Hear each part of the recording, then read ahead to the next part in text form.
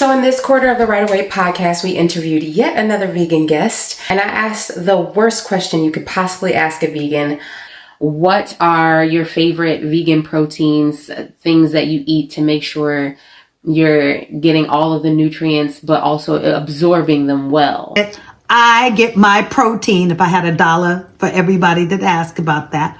And we don't climb mountains and, get up and farm at 3 a.m. So we don't need the amount of protein people seem to think we do. How do you get your protein? Girl, stop. If people don't stop asking me that. But I get my protein mostly from 2 sources, tofu and beans.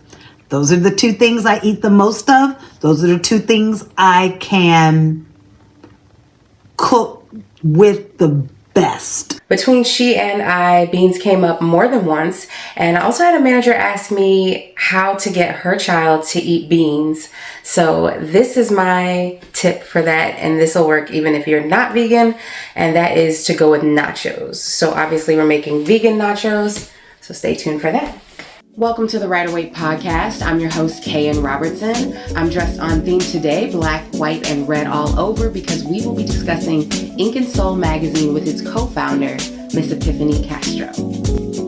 I am not your ambassador.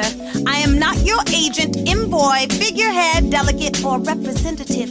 I seek to merely educate the human race, the human's race. What are we racing from? What are we racing to?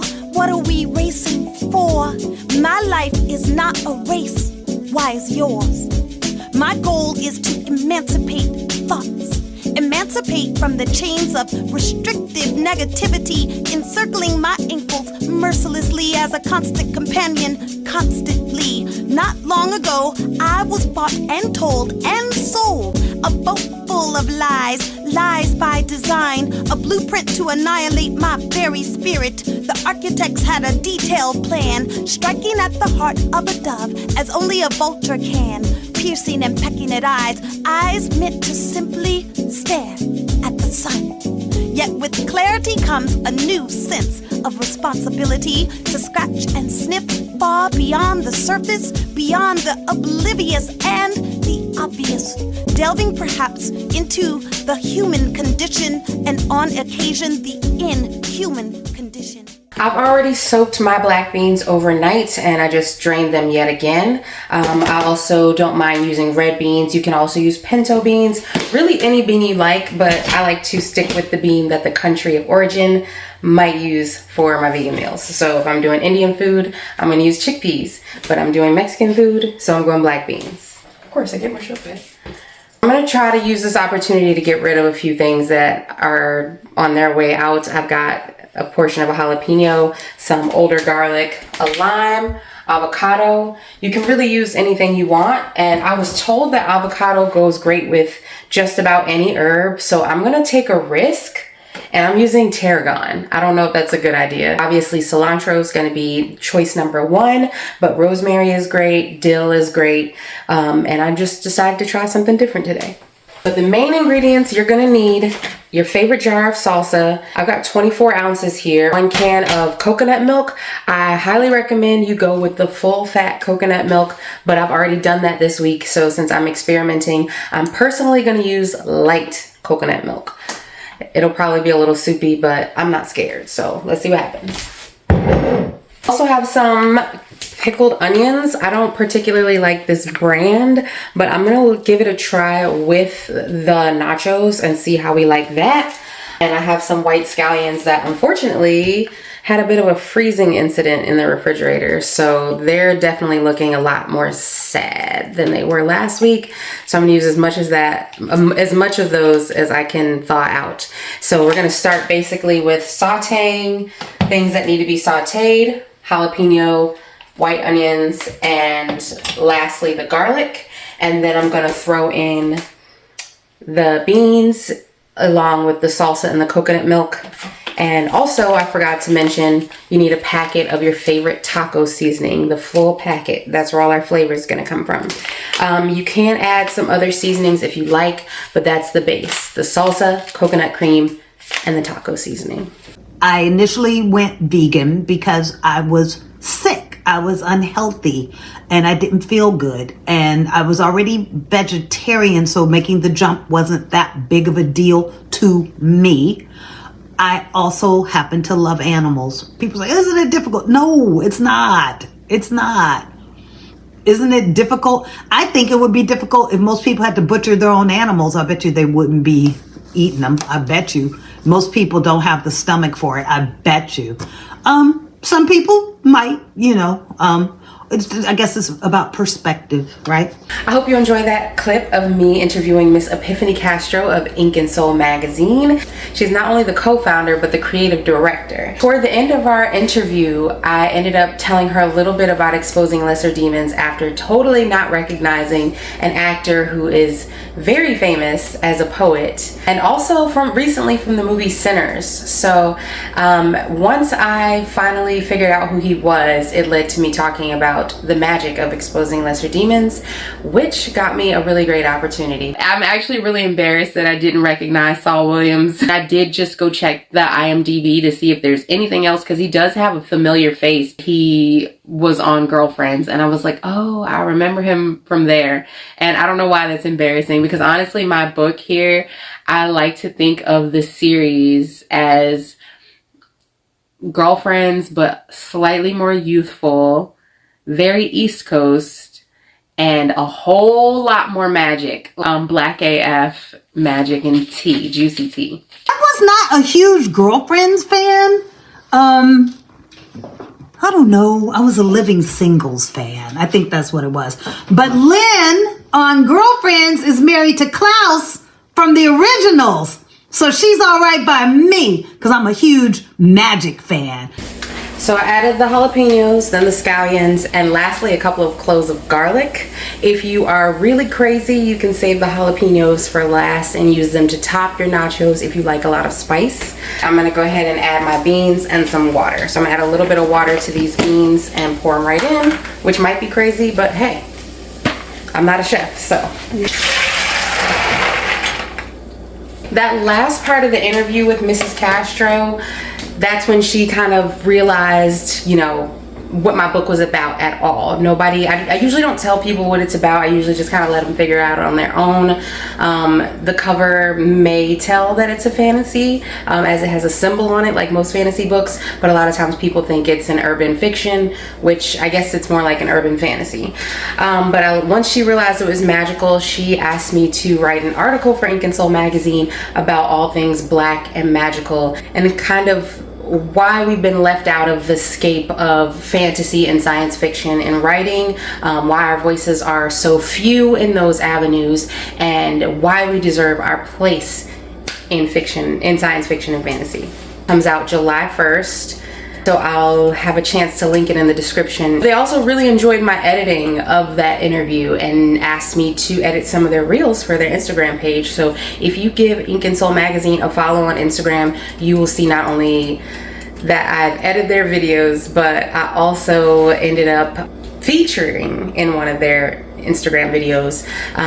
Along with editing, they asked me to just show my face as a writer, as a part of their staff. That kind of opened the door for them to feel comfortable to ask me to feature in even more videos in the future, especially as Miss Epiphany is going through a loss of her beloved dog and best friend, Hamilton the dog. So even though he, had his own social media following and was even sort of a brand ambassador for Ink and Soul Magazine, unfortunately he had a sudden I don't know how much of it she might want me to share, so I won't go into details, but if you want to go check out his page, that's also going to be linked below, and you can see kind of like the story, how she shared what happened to Hamilton the dog. She had the other founder, Miss Toy Manley Davis, ask me if I would be willing to be a representative for them in the meantime while she gets, to feeling up to doing videos again. So if you're interested in following their platform, you'll also notice a familiar face over there. So I'll make sure to link my social medias as well as the Ink and Soul Magazine Instagram in the description below, so you can give them a follow along with Hamilton the dog. Rest in paradise. Is this what you want? Yes. Damn. Can I have it? Can I have it? Squishy stuff. Can I have it? Please. So our beans have come to a boil. So we're gonna turn this pot way down. Whoa. Probably should not wear dangly clothes and hair to cook. I put my hair in a ponytail this time, but then I put on a dangly shirt. Okay, smart, very smart. I really think I'm gonna pour some of this water out. Hold that thought. So I think I'm satisfied now with the amount of liquid in here. I'm gonna go ahead and add this salsa. The reason why I wanted to take some of the liquid out is because I'm literally gonna put more water in here, shake it up, and pour it back in there. There you go. Now all the salsa's in the pot. I would go ahead and give it a stir, but I want to keep my coconut cream from breaking if I can. Probably can't, but again, not a professional. Who cares? Nope, sauce breaking all over the place. But honestly, as long as I'm gonna simmer this, it's probably not gonna look broken. That's what happened last time when I used the full fat cream. I cooked it down so much that it stopped looking like a broken sauce. And you can go ahead and add your taco seasoning. Not a sponsor.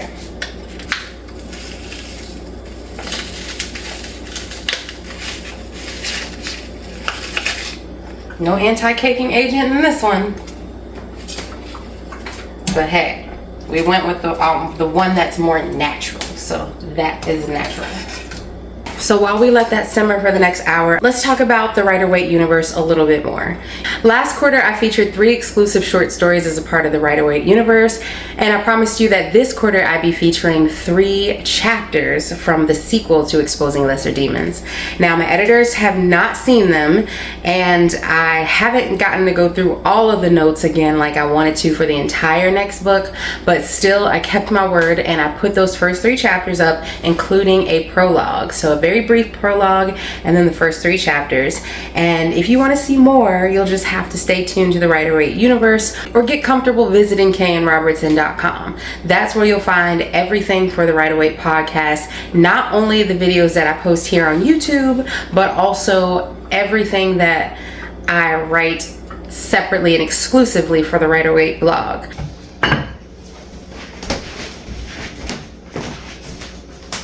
So you'll have to forgive me, I kept my sauce separate because it is a little loose. It's thickened up and I didn't mash any beans. But I wanted to keep them separate because these chips are really thin and I didn't want them to get super soggy. So I'm gonna go chips and dip route. And speaking of, my avocado mash is getting more and more brown the longer we sit here and wait. And plus it's late, I have to work in the morning. So I am gonna go ahead and just eat this. Like, my beans need to cook a little bit longer. So I have the pot in there cooking, but I am ready to eat this. I'm so hungry, I'm so excited. Everything tastes really good. I'm actually watering at the mouth right now. Before we wrap up, there's a couple things that I wanted to mention. One, if you were here last quarter, you know that I teased at a song that I wrote. I will be giving the entirety of that song next quarter, so subscribe, hit the notification bell so you hear more about that. But for this quarter, just in case you missed it, if you don't follow me on my Instagram, you didn't get to see that I also teased at another song that I wrote. I gave an even longer clip this time, so here is that, just in case you missed it. I should know better than to give into your just one kiss. I promise I'll never let anyone else get close like this. Inside of your arms, the love we make, it could be sacred. This might be a chance, I think you should take it. And if I get naked, hold me like you know me. I've been alone a while, but I'm not lonely. I also did another channel reading this quarter that featured some new fortunes that I was able to get from all the tea I've been drinking. But just last night I added 18 new cards to my channel messages deck. I happened upon an old list of songs that were a part of a mixtape that I never found. And this is a mixtape that a childhood friend's relative left in the attic for years, and I ended up getting custody of all of that stuff from the 90s, which was really cool. It included clothes, CDs, tapes, VHS tapes, as well as the mixtapes. So even though I never recovered the tape that belonged to that particular list, I did use that list to create what I am referring to as the mixtape of destiny. So there are some cards that I added. Not all of these cards are from that, but 18 new cards from the mixtape of destiny. And part of the reason I called it that is because I didn't know any of those songs by name or by artist. There was one song that was a smooth jazz version of a song that I am familiar with, but I didn't realize that's what it was because it was a different artist. And then every single other song on there was completely new to me, and every single other artist on there was completely new to me. So for example, right here, part of the mixtape of destiny, we have from the A side of that tape, may or may not be significant, so I decided to write it, a song called Nobody Does Me by Diane Shure. So that lets me know the name Diane might be significant to somebody who gets this card, as well as the name Larry, Lawrence, David, Dave, and Diane. Reason being is because those are some of the names of people who were responsible for the creation of that song. This is a jazz song from 1991. That's the year I was born, and it might be a significant year to other folks. Time frames mentioned in that song: morning, all day, moonlight, and all night. And some of the messages directly from the song: try being free, but the nights were so blue. That actually resonates with the message we just did, but you'll have to go listen to that. Maybe I'll link it below. But it's definitely a part of this quarter's playlist. I might even unlist that video because it didn't perform well, but I still want it to be available to anybody who's watching this who might want to see it. So I'll make sure not to delete it, but just to unlist it if I disappeared at all. The other message from the song: I made up my mind, got myself together, just say you'll be mine and we'll stick like glue. I got this feeling and it's true, baby, nobody does me like you do. So if that resonates, you might enjoy the reading from this quarter because it goes along with that message. And I was wondering why this, of all 18 cards, is the one that I was supposed to read, and now I know. So enjoy that message. I'm going to enjoy this meal, which, by the way, if I haven't said, this is absolutely delicious. The beans are a little undercooked because I didn't want to wait any longer, but actually no, they're like barely undercooked. I might not use this quarter of a lime. I don't know. Let's see. Maybe. Yeah, let's use it. Sorry. So good. I'm sorry. But you need to try this. If you're using the full fat coconut milk, you might want to go ahead and make this into nachos. But for me, I'm kind of going more chips and dip.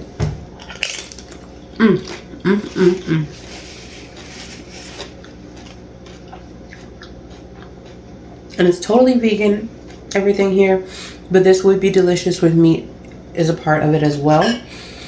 The pickled onions, I tried one a minute ago. They are growing on me, but I didn't taste it with the dip, so let's try that actually.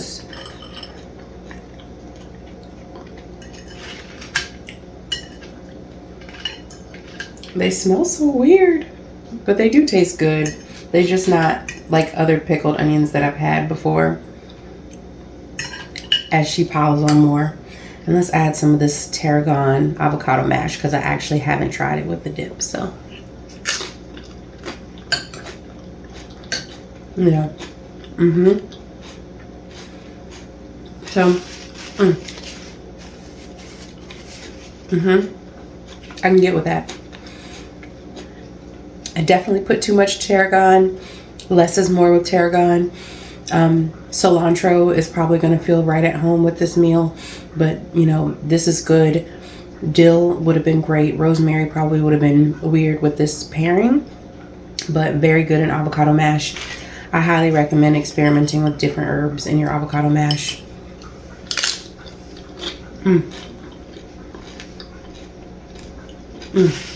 Before I go, I want to say another thank you to our guest of the quarter, Mrs. Epiphany Castro.